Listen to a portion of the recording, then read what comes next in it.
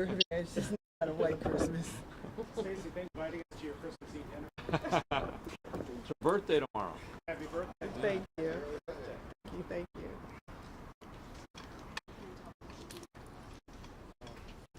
How was that growing up? Great. Double presents? It was. But good.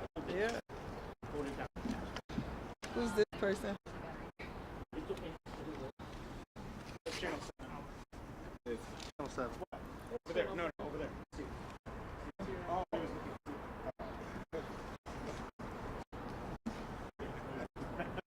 It's for everybody. Where's two? Oh, right here. Tell us when you're ready.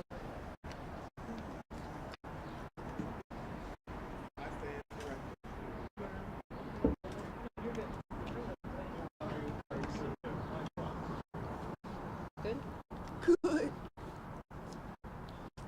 What's that for?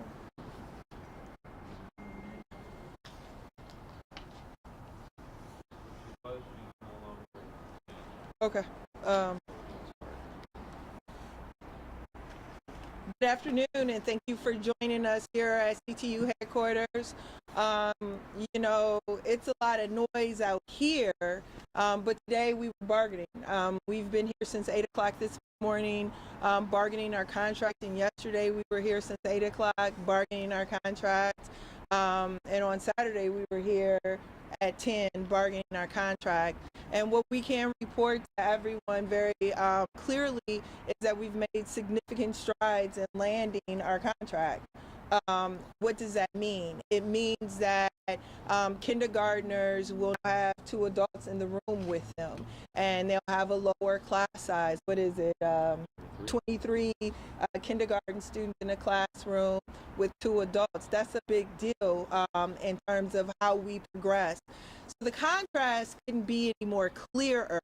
The contrast of using the courts to try and impede progress that's already happening. We were offered basically the same financial deal that the Chicago Police Department was offered. That too is progress. Which is different from hearing that we're not bargaining in good faith. Bargaining in good faith means moving the proposals down the field. And right now, I would say we're at the 15, and we are ready to get into the end zone. Look, this process for bargaining with Chicago Public Schools and the Chicago Teachers Union has always been fraught. This is not the first time that I've been involved in it. I've been here for the 12 negotiations, the 16 negotiations, and the 19 negotiations.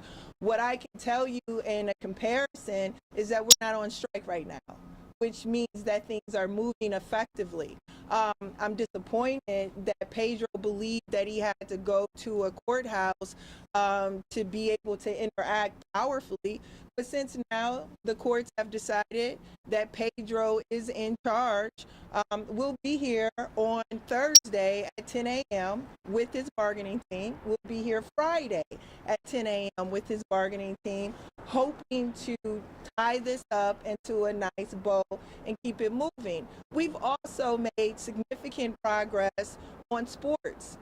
Sports is a big deal for our young people, especially for young women. We know that 70+% of leaders who are female were also athletes. And so now we're going to have some equity with that. Girls softball and cheerleading will be treated like boys football and boys basketball. That is a significant improvement.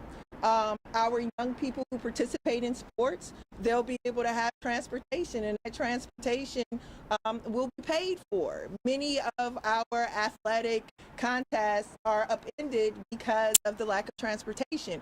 That won't be an issue anymore. We will be on par by the end of this contract with putting resources into sports as many of our suburban counterparts will be.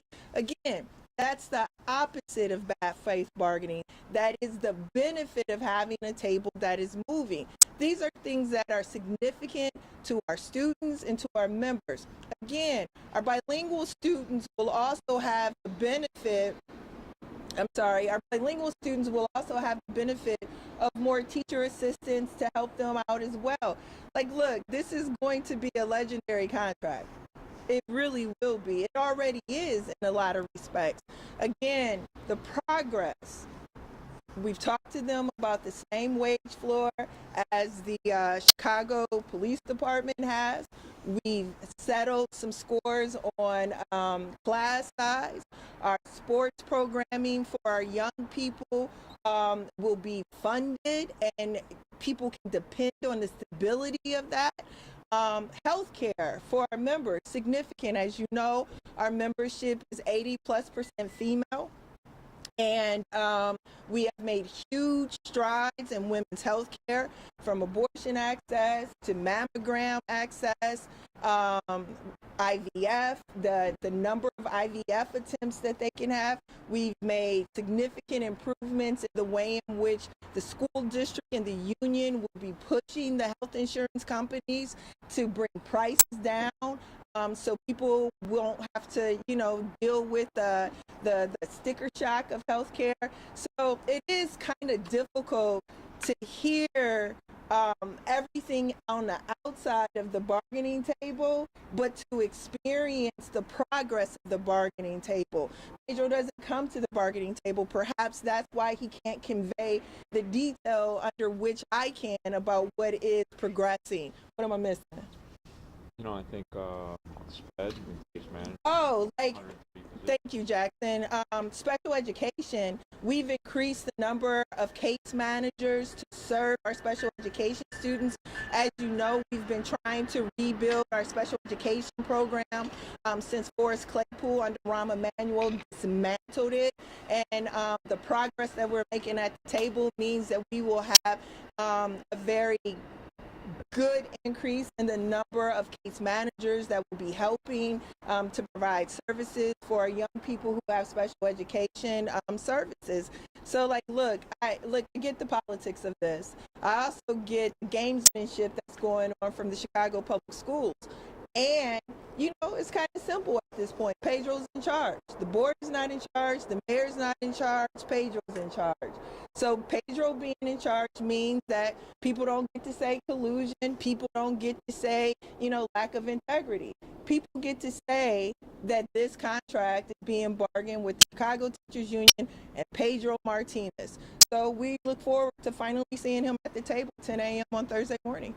Was there any significance to the report that there were 3 board members that came into negotiations yesterday and went in with the CTU negotiators to talk with them? No, that didn't happen. That did not happen. No, they caucused with CPS. They didn't caucus with us. They caucused with their team. So then what was said in court today was not true? I don't know what was said in court. I was at the negotiating table. I'm just telling you what I experienced yesterday. What was said in court today, that the school board members that showed up came in with CTU negotiators and were talking with them? No, that is not true. In your past bargaining experiences, has there been episodes where board members show up to negotiations without being invited by the superintendent? Has that happened before? So I don't know the distinction about, quote, being invited, but what I can tell you is that David Vitale got all the credit in the world in 2012 for landing the contract, and he was the board president. What I can tell you from 2016 is that the board was very much involved in that negotiation, because that negotiation went to the final hour before there was supposed to be a strike. What I can tell you about the 19 negotiation is that everyone on Lori's staff was at the table, including Board of Education members, including the fact that she sent aldermen to the table as well. Like, this idea that the Board of Education and other various, Reverend Jackson came to negotiations before. It's just noisy out here. Those of us who actually show up at the negotiating table understand the cadence, the rhythm, and the history of it. Everything that I'm hearing is very ahistorical. But to answer the question, to your knowledge, there's never been an example of a superintendent not inviting board members who showed up. To my knowledge, there's never been a superintendent that's been fired and still is on the job. I mean, a CEO. Board of Ed that reopened schools. You know, look, you got a Board of Education. This is where irony steps in for me a lot. We've been under mayoral control in the city of Chicago since 1995, and we have had 100 CEOs during that time. Mayors burned through CEOs. I started with the district in '04 with Arnie Duncan. Then he was followed up with Ron Huberman. And then after Huberman was Terry Mazzani. Yep. And after Terry Mazzani, it was John Claude Broussard. And after John Claude Broussard, it was Barbara Bird Bennett. After Barbara Bird Bennett, it was Forrest Claypool. After Forrest Claypool, it was Janet Jackson. And now it's Pedro Martinez. That's just been in the lifespan of 2 mayors, right? That's Daley, that's Rahm, and that's and Lightfoot. So this idea that this is something, quote, extraordinary is really, again, as a history teacher, ahistorical.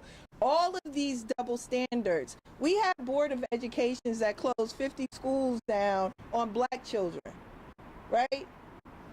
And that Board of Education didn't go to court. That mayor didn't go to court. They closed the schools on those kids, on their families, on those communities. Many of those schools remain unoccupied and eyesores in neighborhoods where I live. You understand what I'm saying? And so this idea that this Board of Education, who should be applauded, quite frankly, right? I've never had a Board of Education tell our members, thank you for the work that you put in our school communities. I've never experienced the Board of Education stop school closings, 8 of them this year, on thousands of students who would have suffered that harm. So, like, I don't get it. I don't, because the contrast and the irony couldn't be more stark to me. Like, for instance, we are negotiating to give our educators more time to work together to create meaningful learning experiences for our young people. They're saying that we're going to lower instructional time. We actually have a proposal that will increase instructional time and give our educators the opportunity to plan and work with each other. Again, what's going on at the table is different from the shenanigans that are going on in the courts and with one-man press conferences. Are you optimistic that this negotiation will be done before the January 20th deadline that's been out there? Look, the January 20th deadline is not about Pedro. In fact, this is where I keep missing the mark with Pedro. As a Mexican American, he knows the threat that Donald Trump poses to this country and how we move forward. Pedro and his team have yet to even have a plan to deal with ICE coming to the doors of our school to get our students out that may be undocumented, or our colleagues that may be undocumented. The 20th deadline was about making sure that we could add safety, stability, and a force field over our school district. Look, if it's this Board of Education or it's the hybrid Board of Education. And by the way, this union has spent a lot of time over the years getting an elected school board passed through the state of Illinois. So whether it's an appointed school board or an elected school board, I can't see any school board telling us that the sanctuary protections that we have put forward, the women's health care advances that we've put forward, the class size advances that we've put forward, the overall force field over special education that we've put forward, I can't see anyone with common sense saying no to any of those things, to be perfectly honest with you. And so, like, if his play is that he believes that an elected school board is going to say no to 23 kids in a kindergarten classroom with 2 grown-ups, then roll those dice. Could he come in and change what you call the progress in this contract negotiation? Could he come in? Well, we'll see on Thursday. So today I'm telling you about all the progress that we've made. It's on paper. It's available. It's transparent. If that progress stops, the only person that we have to look at is Pedro Martinez. He's put himself in an awful situation to take the fall for stalled negotiations. negotiations that have never moved this fluidly before. Remember, negotiations in 12 only moved because we were on strike. Negotiations in 16 only got settled because we were hours away from a strike. Negotiations in 19 were only settled because we were on strike. So it's his choice to keep going with us at the table for a reasonable and a responsible and a protective contract in the environment our society is in now, or he can stop progress because he is in charge, and then, you know, he has to wear that jacket. It's not us. Again, we went to Springfield to get our bargaining rights back so we wouldn't have to have contentious strikes. We created a platform in this negotiation to get to yes. Remember, our proposals mirror the 5-year strategic plan that he put to the Board of Education that was voted on unanimously. Our proposals are a copy and paste of that document. So again, we've created the conditions for yes. We are getting to a lot of yeses. If those things stop, it's because of him. So he's in control the whole time of his seat, I guess? So we should keep going then. Okay. All right. Right, but if they stop, again, look, what happened today says that there's no check and balance in the way that the school district is being meted out. I mean, the bigger issue that we should be having is that every institution has to have a check and balance. In my union, we have a check and balance. We have an executive board and we have a House of Delegates. Decisions are made based on the people who are members of this union, and we hold that to be sacrosanct. It means that we have to talk to people, we have to be transparent, we have to get approval, and we have to work with people. What we understand today to be, or the impact of today to be, is that Pedro is a lone ranger, that he is all powerful and how this is going to work. And God bless anyone who wants that type of responsibility. What else did I miss? Anything? We're good. You guys have any more questions? Well, I want to wish, since I'm on camera, you know, look, steady at the helm. To be perfectly honest, I've never been in a contract negotiation with CPS and CTU under Karen Lewis or Jesse Sharkey, where this has been either easy, simple, or without turbulence. This is just apparently what it is.